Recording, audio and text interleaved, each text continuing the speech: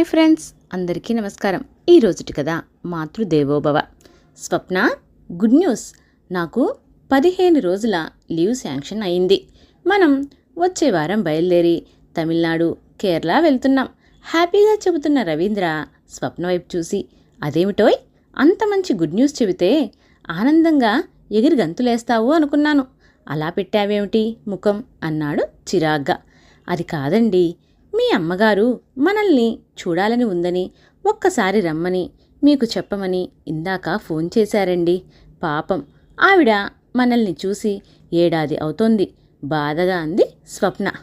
మళ్ళీ మొదలుపెట్టావా అత్తనామస్మరణ? పెళ్ళైన 2 ఏళ్ల తర్వాత మనకి దొరక్క 15 రోజులు సెలవు దొరికింది. నేనిప్పుడే మా ఫ్రెండ్ రఘుకి ఫోన్ చేశాను, చెన్నైలో వాళ్ళింట్లో దిగుతామని. అక్కడ నుండి మిగిలిన టికెట్లన్నీ వాడు బుక్ చేస్తాడు మనిద్దరికి. అమ్మ దగ్గరికి మళ్ళీ వెళ్దాం. నాకసలు ఆ పల్లెటూరు అంటేనే చిరాకు. ఒక్కరోజు కూడా ఉండలేను. అమ్మేమో ఆ పొలాలు వదిలి రాదు చిరాగ్గా అన్నాడు. పోనీ వెళ్ళేదారిలో నెల్లూరులో దిగి 2 రోజులు ఆవిడ దగ్గర ఉండి వెళ్తే? ఆపు, అలా కాదు. ఈసారి మనం డైరెక్టుగా చెన్నై వెళ్తున్నాం. మా ఊరు ఇంకోసారి వెళ్దాం. నన్ను విసిగించకు చిరాగ్గా అన్నాడు. పోనీ ఆవిడనే ఇక్కడికి వచ్చి కొన్నాళ్ళు ఉండమని అందాం అంది స్వప్న. ఆ పని మాత్రం చెయ్యకు తల్లి, మనకి ప్రైవసీ ఉండదు. అదీదాకా వచ్చినప్పటి నుంచి పిల్ల అంటూ గొడవ పెడుతుంది. ఇంకొక 2 ఏళ్ళు మనకి పిల్లలు వద్దు, తర్వాత ఎంజాయ్ చేయలేం అన్నాడు రవీంద్ర. సరే అంది స్వప్న ఇంకా ఎదురు చెప్పలేక. అన్నపూర్ణమ్మ గారికి రవీంద్ర ఒక్కడే కొడుకు. రామాపురంలో పొలాలు ఉన్నాయి. రవీంద్ర పుట్టిన కొన్ని నెలలకే భర్త చనిపోయాడు. ఆవిడ కొడుకుని అన్నీ తానే అయి పెంచింది. కానీ ఆ ఊళ్ళో 5వ క్లాస్ వరకే ఉండటంతో 6వ క్లాస్ నుంచి నెల్లూరులో హాస్టల్లో ఉంచి చదివించింది. అతనికి మొదటి నుంచి ఆ పల్లెటూరంటే అంతగా గిట్టదు. సెలవుల్లో తప్పనిసరై వెళ్ళేవాడు, కానీ అక్కడ ఫ్రెండ్స్ ఎవ్వరూ లేక బోర్ కొట్టేసేది. ఎలాగో గడిపి వచ్చేసేవాడు. వేసవి సెలవులకి మేనత్త వాళ్ల ఊరికో మేనమామ వాళ్ల ఊరికో అమ్మని తీసుకుని వెళ్ళేవాడు. ఆవిడ మాత్రం ఓ 4 రోజులు ఉండి వెళ్ళిపోయేది. అతను మొదటి నుంచి చదువులో మంచి స్టూడెంట్ అవడంతో వెంటనే వైజాగ్లో గవర్నమెంట్ ఉద్యోగం వచ్చింది. 2 సంవత్సరాల క్రితం స్వప్నతో పెళ్ళయింది. పెళ్ళి, మనుగుడుపులు, తిరుపతి వెళ్ళి రావడంతోనే అతని సెలవులన్నీ అయిపోయాయి. అమ్మయ్యా, ట్రైన్ ఎక్కాం. ఇదిగో స్వప్న, ఈ సైడ్ లోయర్ బెర్తు నాకు చాలా సరదా, అందుకనే నేను కావాలని తీసుకున్నాను. నీది ఎదురు లోయర్ బెర్త్. సామాన్లు సర్దుతూ భార్యకు చెప్పాడు. స్వప్న, నా బెర్త్ మీద కూర్చుందాంరా, అన్నీ చూడొచ్చు అన్నాడు రవీంద్ర. రైలు కదిలింది. ఇద్దరూ సరదాగా కబుర్లు చెప్పుకుంటున్నారు. ఇంతలో ఒక చంటి బాబుని ఎత్తుకున్న అమ్మాయి, ఏమండి, మీరు ఏమీ అనుకోకపోతే నాకు మీ సైడ్ లోయర్ బెర్తు ఇవ్వగలరా? బాబుకి మోషన్స్, జ్వరము, నాదేమో మిడిల్ బెర్తు. రాత్రి వీడితో కూర్చోవలసి వస్తే ఇబ్బంది అవుతుంది రిక్వెస్ట్గా అడిగింది. అయ్యో, బాబుకు జ్వరమా? దానిదేముంది, మీరిక్కడ పడుకుందురుగాని అంటూ తనని అడగకుండా మాట ఇచ్చేసిన స్వప్న మీద కొంచెం కోపం వచ్చింది రవీంద్రకి. ఇంతలో ఎదురుగా కూర్చున్న ఒక పెద్దావిడ, జ్వరంతో ఒక్కతివే బాబుతో ఎందుకు బయలుదేరావమ్మా అని అడిగింది. 10 రోజుల క్రితం మా అన్నయ్య వాళ్ళ ఇంటికి మా ఆయన తీసుకుని వచ్చి దింపి వెళ్ళారు. నేను ఇంకా 4 రోజులు ఉండే వెళ్దాము అనుకున్నాను. ఈలోగా మా వదిన వాళ్ళ అమ్మగారు పోయారని ఫోన్ వచ్చింది. దాంతో నాకు తత్కాల్లో టికెట్ కొన్నారు మా అన్నయ్య. పొద్దుట వీడికి కొంచెం జ్వరంగా ఉంది.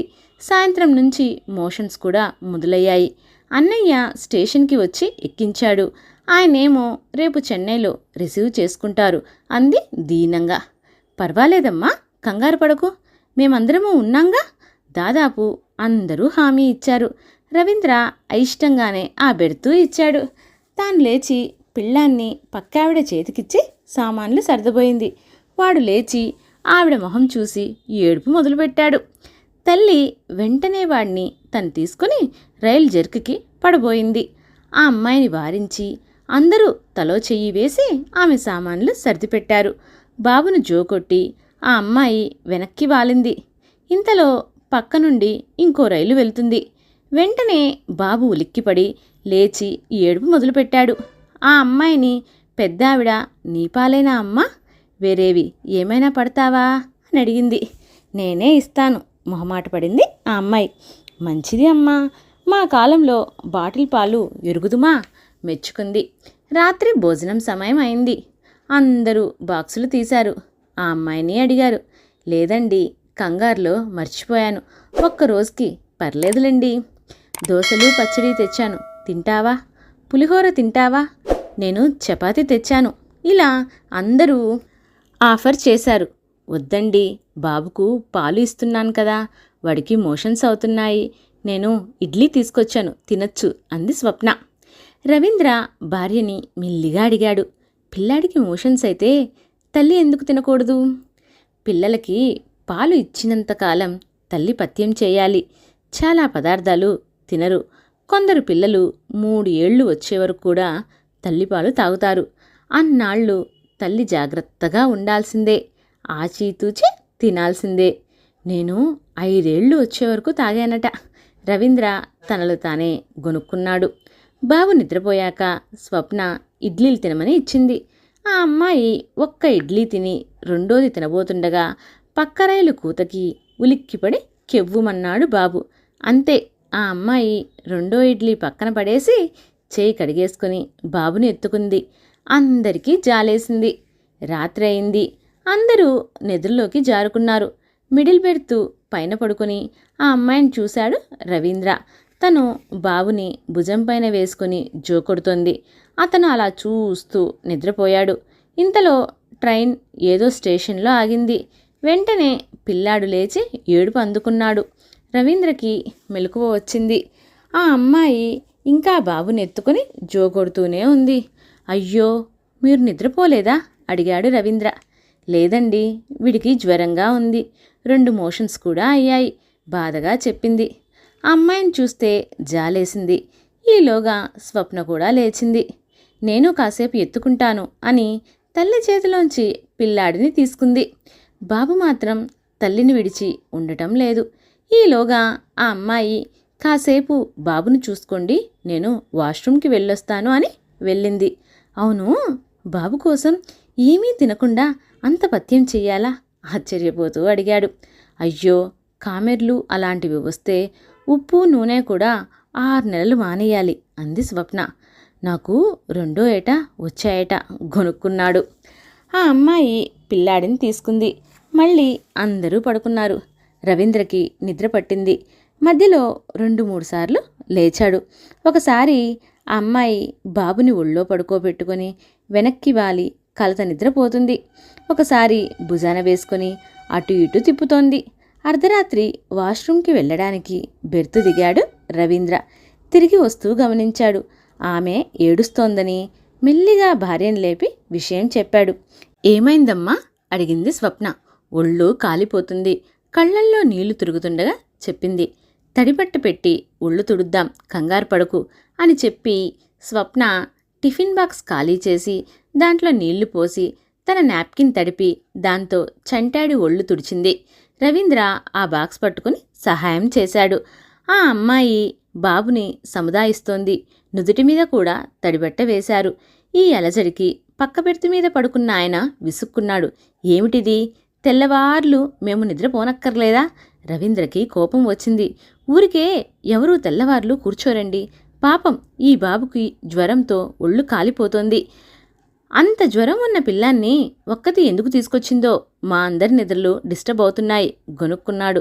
రవీంద్రకి కోపం వచ్చి ఏదో అనబోతుంటే స్వప్న వారించింది. బాబుకు మందు వేస్తే పాలు మందు కూడా కక్కేసుకున్నాడు. ఆ కక్కువాసన భరించలేకపోయాడు రవీంద్ర.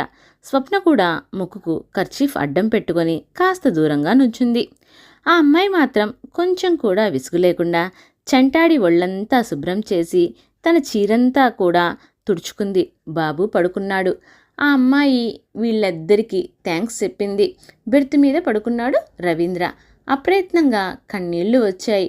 మెల్లిగా నిద్రలోకి జారుకున్నాడు. ఇంతలో టీ కాఫీ అనే అరుపులతో మెలకువ వచ్చింది. స్వప్న ఆ అమ్మాయికి కాఫీ ఆఫర్ చేస్తే వద్దండి అంటూ మొహమాట పడింది. అలా కాదని ఇస్తే ఆ అమ్మాయి మెల్లిగా తాగుతుంటే బాబు ఆ కప్ని చేత్తో ఒక్క దెబ్బ కొట్టాడు. కింద పడిపోయింది. ఆ అమ్మాయి తాగనే లేదు.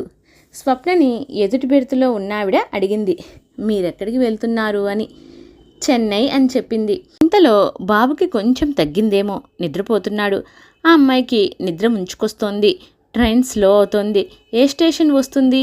టీ అతన్ని అడిగాడు రవీంద్ర. నెల్లూరు అని చెప్పారు. స్వప్న, మన సామాన్లు తీసుకో, దిగుదాం అన్నాడు రవీంద్ర. ఇది చెన్నై కాదు, నెల్లూరండి గుర్తు చేసింది స్వప్న. తెలుసు, దిగుదాం అన్నాడు రవీంద్ర. ఎదుటి పెడతావిడ, అదేమిటి, చెన్నై దాకా వస్తానన్నారు కదా, ఇక్కడే దిగేస్తున్నారేమిటి ఆరా తీసింది. ఇది మా అత్తగారి ఊరు, 2 రోజులుండి చెన్నై వెళ్తాం ఆనందంగా చెప్పింది స్వప్న. దిగిన వెంటనే రామాపురానికి ఒక టాక్సీ మాట్లాడాడు. అది బయలుదేరగానే చెన్నై ఫ్రెండ్కి ఫోన్ చేశాడు. ఒరేయ్, ఈసారి రావడం లేదు, టికెట్లన్నీ క్యాన్సిల్ చేసాయి, అమ్మతో ఓ 15 రోజులు గడిపి వెళ్ళిపోతాం అన్నాడు రవీంద్ర. అదేమిటి అడిగింది స్వప్న. ఏమీ లేదు, ఆ 15 రోజుల్లో మన పొలం బేరం పెట్టో కౌలకిచ్చో అమ్మని ఒప్పించి మనతో తీసుకెళ్దాం, తర్వాత ముగ్గురం కలిసి చెన్నై ట్రిప్కి వెళ్దాం హుషారుగా అన్నాడు రవీంద్ర. మరి మీ అమ్మగారికి మన దగ్గర తోచదంటారేమో. ఏముంది, ఏడాదిలో ఒక మనవణ్ణి చేతికిద్దాం, ఇక తోచకపోవడం ఏముంటుంది. ఏమిటి మార్పు ఆశ్చర్యపోయింది స్వప్న. ఏమీ లేదు, అమ్మని చూడాలనిపిస్తోంది ముక్తసరిగా అన్నాడు రవీంద్ర. నెల్లూరు అనేసరికి వాళ్ళమ్మగారు గుర్తొచ్చి ఉంటారు అనుకుంది స్వప్న. కానీ తన కనువిప్పుకి కారణమైన ఆ అమ్మాయిలోని అమ్మతనానికి మనసులోనే కృతజ్ఞత చెప్పుకున్నాడు రవీంద్ర. ఓకే ఫ్రెండ్స్, నా కథ మీకు నచ్చినట్లయితే లైక్ చేయండి, షేర్ చేయండి మరియు నా ఛానల్ని సబ్స్క్రైబ్ చేయండి. Thank you for watching.